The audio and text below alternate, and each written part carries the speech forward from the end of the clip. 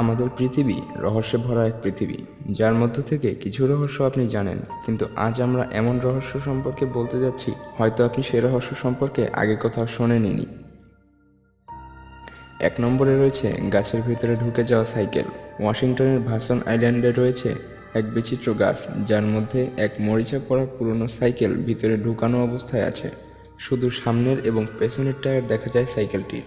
দেখতে তো এমন লাগে যে গাছটি মনে হয় সাইকেলকে খাওয়ার প্রচেষ্টা চালিয়েছিল, কিন্তু অর্ধেকটাই খেতে পেরেছে। আর কেউ এটাও জানে না যে সাইকেলটা কিভাবে গাছের ভেতরে চলে গিয়েছে। এর উপরে বহু কাহিনী প্রচলিত আছে, তবে বিখ্যাত যে কাহিনীটি প্রচলিত আছে সেটি হলো এই যে সাইকেলটি কোনো এক বালকের ছিল, যে এই সাইকেলটি গাছের পাশে রেখে যুদ্ধে চলে গিয়েছিল এবং মারা গিয়েছিল। এবং দ্বিতীয় ঘটনা অনুযায়ী একজন মানুষ এই সাইকেলটিকে এই গাছের কাছে ফেলে এই আইল্যান্ডকে ছেড়ে চিরতরে চলে গিয়েছিল। আর কিছু লোক তো এটাকে মানুষের কারসাজি বলেও মনে করে, কিন্তু এটা তো হওয়া সম্ভব নয়, কারণ বেশ কিছু বছর ধরেই অন্য আরেকটি গাছ এক মোটরসাইকেলকেও গলৎকরণের প্রচেষ্টা চালাচ্ছে। এই ছবিটিতে তা স্পষ্ট দেখা যাচ্ছে। 2 নম্বরে রয়েছে 70 বছর ধরে চলা ট্রাফিক জ্যাম। 5 মিনিটের কোনো ট্রাফিক জ্যামই আমাদের জীবনকে অতিষ্ঠ করে দেওয়ার জন্য যথেষ্ট, কিন্তু কোনো ট্রাফিক জ্যাম যদি 70 বছর ধরে চলে, তাহলে জ্যামে থাকা গাড়িগুলোর এমন হাল হওয়া কোনো আশ্চর্যজনক বিষয় নয়। এই যে গাড়িগুলো আপনি দেখছেন, এগুলো এভাবেই 70 বছরেরও বেশি সময় ধরে এখানেই দাঁড়িয়ে আছে। 70 বছর আগে এই গাড়িগুলো একেবারে নতুন ছিল, অন্য গাড়িদের মতোই মানুষ বহন করত, চলতো। হঠাৎই তাদেরকে একদিন দাঁড়িয়ে যেতে হয়, আর দাঁড়িয়ে থাকতে থাকতে আজ তাদের এই অবস্থা। না কোনো দিন তাদের মালিক তাদেরকে নিতে এসেছে, আর এই জায়গা গাড়ির এক আস্তানা হয়ে গিয়েছে। এই রহস্যময় জায়গাটি রয়েছে ইউরোপের বেলজিয়ামের এক জঙ্গলে, যেখানে আনুমানিক 500 পুরনো গাড়ি এভাবেই পড়ে আছে, যা দেখতে বড়সড় ট্রাফিক জ্যামের মতোই লাগে। আর ধারণা করা হয় এই গাড়িগুলোকে তাড়াহুড়ো করে এখানেই ছেড়ে চলে যাওয়া হয়েছিল। কিন্তু কেন? আসলে এই গাড়িগুলো হলো বেলজিয়ামে বসবাসরত আমেরিকান সামরিক সৈন্যদের। দ্বিতীয় বিশ্বযুদ্ধের সময় নিজের গাড়ি এখানেই ছেড়ে যুদ্ধে চলে যেতে হয়, আর তখন তারা এই গাড়ির জঙ্গলে লুকিয়ে পার্ক করেছিল, এটা ভেবে যে যুদ্ধ শেষে এগুলো এখান থেকেই নিয়ে যাবে। কিন্তু যুদ্ধ শেষে সেই সৈন্যরা আমেরিকা পর্যন্ত নিয়ে যাওয়ার খরচ জোগাড় করতে না পারায় গাড়িগুলো এখানেই এই অবস্থায় ফেলে চলে যেতে হয়।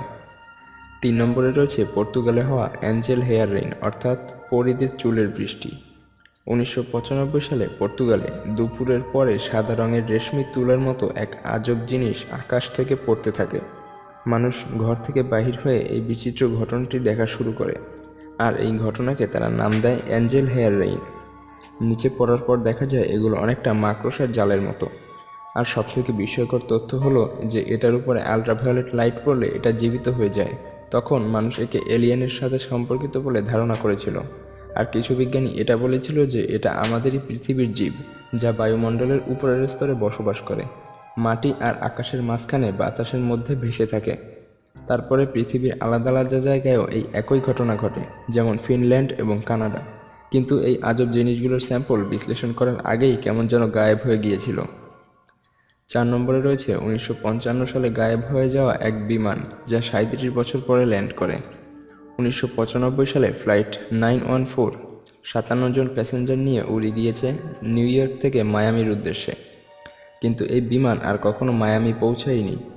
37 বছর পরে 1992 সালে ওই একই বিমান ভেনিজুয়েলার বিমানবন্দরে ল্যান্ড করে, আর কন্ট্রোল টাওয়ারের সাথে তারা কথাও বলেছিল। এয়ারপোর্টের রাডার স্ক্রিনে তখন কিছুই ছিল না, কিন্তু তাও এয়ারপোর্টের সব মানুষ বিমানটিকে দেখেছিল, আর কাছ থেকে গ্রাউন্ড স্টাফেরা বিমানের যাত্রীদেরকেও দেখেছিল, যারা জানালা থেকে আশ্চর্য হয়ে বাহির দেখছিল। পাইলটের কথা থেকে এটা বোঝা যাচ্ছিল যে তারা খুবই ঘাবড়ে গিয়েছিল। সম্ভবত তারা ভবিষ্যতের জিনিসপত্র দেখে হতভম্ব হয়ে গিয়েছিল। পাইলট জিজ্ঞেস করেছিল যে তারা কোথায় এসেছে। জবাবে কন্ট্রোল টাওয়ারের কর্মী বলে এটা 1992 সাল, আর আপনারা কারাক্স ভেনিজুয়েলার এয়ারপোর্টে। এটা শুনে পাইলট আরও ভয় পেয়ে যায়। নিজের ককপিটের জানালা খুলে হাত নাড়িয়ে বলে, আমাদের থেকে দূরে থাকো, আমরা চলে যাচ্ছি। আর তার কিছু সময়ের মধ্যেই ওই বিমান দ্বিতীয়বার টেক অফ করে, আর আকাশে চিরতরের জন্য গায়েব হয়ে যায়। কিন্তু যাওয়ার পূর্বে বিমান থেকে একটা ক্যালেন্ডার উড়ে মাটিতে পড়ে যায়, যা 1955 সালের ছিল, যা এই ঘটনাটির সবথেকে বড় সাক্ষী হয়ে যায়।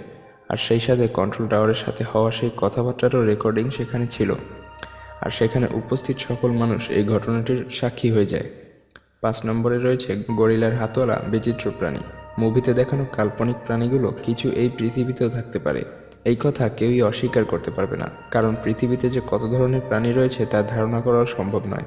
এ সম্পর্কে আমরা মায়াজাল চ্যানেলের অন্য একটি ভিডিওতে আলোচনা করেছি। ভিডিওটি না দেখে থাকলে ডেসক্রিপশনে লিঙ্ক দেওয়া আছে, সেখান থেকে দেখে আসতে পারেন। তো এমনই এক প্রাণীর দেখা পাওয়া গিয়েছিল অস্ট্রেলিয়ার এক অজগর সাপের মুখের ভেতরে।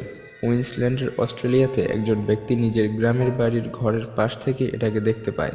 তো আপনার যদি এই বিশাল অজগরটিকে আজব না লেগে থাকে, তাহলে এটার মুখের ভেতরে থাকা এই প্রাণীটিকে দেখুন। এটাকে দেখলে মনে হয় গরিলার হাতওয়ালা এটা এক বাদুড়। বাদুড়ের হাত সাধারণত ওরকম হয়ে থাকে না, ওটা বাদুড় হোক কিংবা কোনো আজব প্রাণী, এটা খুব বড় একটা রহস্য। কিছু মানুষ ধারণা করে এটা বাদুড় জগতের সবথেকে বড় বাদুড়, কিন্তু বৈজ্ঞানিক রেকর্ড অনুযায়ী ফ্লাইং ফক্স নামক বাদুড় হলো সবথেকে বড় বাদুড়। কিন্তু এই বাদুড়ের ভেতরে তার কোনো লক্ষণই ছিল না। তবে প্রাণীটি কী ছিল যা সেই অজগরটি খেয়ে ফেলেছিল? তো বন্ধুরা, আজকে এ পর্যন্তই। ভিডিওটি ভালো লাগলে লাইক দিতে পারেন, আর অন্য ভিডিওতে যাওয়ার আগে এই চ্যানেলটি সাবস্ক্রাইব করার অনুরোধ থাকলো, কারণ এই চ্যানেলে আপনারা এরকমই ইন্টারেস্টিং রহস্যে ভরা ভিডিও পেতে থাকবেন। ধন্যবাদ।